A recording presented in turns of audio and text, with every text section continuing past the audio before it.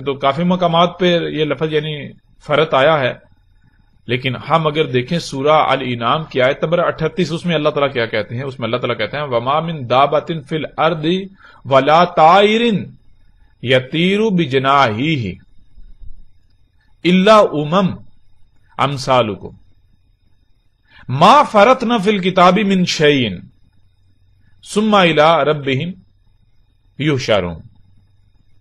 ابھی دیکھیں اس میں اللہ تعالیٰ کیا کہتے ہیں؟ اس میں اللہ تعالیٰ کہتے ہیں وَمَا مِن دَابَّةٍ، وا اور ما نہیں، من سے داباتن، دابا، دابا لفظ جو ہے پہلے تو یہ سمجھ لیجیے اس کا واحد کیا ہے؟ اس کا واحد ہے داب،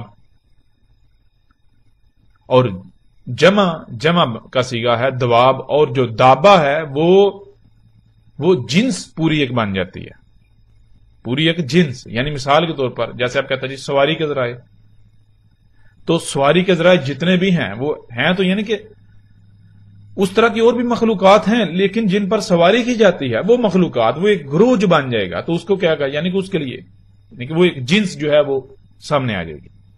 یعنی اگر آپ بکری کہیں گے تو بکری ایک جنس ہے، تو اسی طرح جو لفظ دابا ہے، دابا تو آپ کو پتا کسے کہتے ہیں؟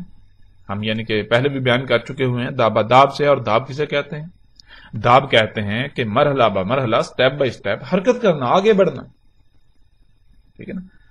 یعنی کہ وہ مخلوقات جو لمحہ بلمحہ، سٹیپ بائی سٹیپ آگے بڑھتی بڑھتی وجود میں آئی، نہ صرف وجود میں بلکہ اسی طرح حرکت کرتی ہیں، خواہ وہ تیر کر حرکت کرتی ہیں، رینگ کر حرکت کرتی ہیں، چل کر حرکت کرتی ہیں، یا پھر اڑ کر حرکت کرتی ہیں، ٹھیک ہے؟ تو وہ تمام کی تمام مخلوقات دابا ہیں، داباتن، تو وہی یعنی کہ مختلف یہ جنسوں کے گروہ ہیں۔ تو وما من دابتن، اور نہیں ہے دابا سے، یعنی کہ جو مختلف جنسیں ایسی حرکت کرنے والی مخلوقات کی ہیں جو تیر کر، رینگ کر، چل کر، اڑ کر حرکت کرتی ہیں، فی الارض، ارض میں، زمین میں، ولا، اور نہ ہی طائرن، جو تیرنے والی ہیں، جو تیر رہی ہیں، کہاں تیر رہی ہیں؟ فضا میں تیر رہی ہیں، طائر فضا میں تیرنے والی، یتیرو تیر رہی ہیں، اڑ رہی ہیں فضا میں، بی جناح ہی اپنے پروں کے ساتھ، الا مگر، امم امثالکم، وہ امم ہیں تمہاری ہی مثل، امتیں ہیں، امت کسے کہتے ہیں؟ امت سے کہتے ہیں جڑ کو، بنیاد کو، اور امت یعنی یا امت کسے کہتے ہیں؟ کہتے ہیں کہ ایک منظم ترین گروہ جس کو کوئی ذمہ داری دی جاتی ہے، جیسے مثال کے طور پر انسانوں میں سے کچھ، یہ جو بشر ہیں ان میں سے کچھ لوگوں کا ایک منظم ترین گروہ جو اس زمین کی دیکھ بھال کرے گا، وہ امت کہلائے گا، باقی ساری مخلوقات اس کی رعایا ہے، باقی انسان جو ہے اس کی رعایا ہے، ان کے یعنی نفع نقصان کے ذمہ دار وہ ہیں، اگر کوئی خرابی ہوگی، کسی کا نقصان ہوگا تو ان سے پوچھا جائے گا پہلے۔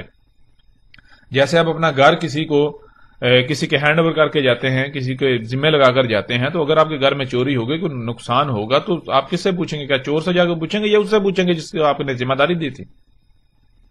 یعنی ظاہر ہے اسی سے پوچھیں گے جس کو ذمہ داری دی تھی۔ تو اللہ سبحانہ تعالیٰ یہ کہہ رہے ہیں کہ دابا میں سے جتنے بھی ہیں، یعنی جتنی بھی مخلوقات ہیں جو تیر کر، رینگ کر، چل کر، اڑ کر حرکت کر رہی ہیں، اور پھر ان میں سے اسپیسیفائی کر دیا وہ جو اڑنے والی ہیں، جو اڑ رہی ہیں، ان کو اسپیسیفائی کر دیا وہ کیا ہے؟ سب کے سب نہیں ہیں، اگر ہیں ان کا وجود ہے تو ان کا وجود کیسے ہے؟ کیا ہے ان کا وجود؟ ہے امم، وہ امم ہیں، امتیں ہیں۔ کیسے امتیں؟ امثالکم، تمہاری ہی مثل، یعنی کہ جیسے تم، یعنی کہ غور کرو کہ دنیا میں یعنی کہ اگر تم نہیں ہو تو یعنی بیج کون بوئے گا؟ بیج نہیں کوئی بوئے گا، فصل نہیں ہوگا، یعنی یہ سارا نظام تو یعنی کہ نظام رک جائے گا۔ تمہیں اگر ہٹا دیا جائے تو نظام میں رکاوٹ پیدا ہوگی۔ تم ایک بنیاد کی حیثیت رکھتے ہو، ٹھیک ہے نا، ایک بنیاد کی حیثیت رکھتے ہو۔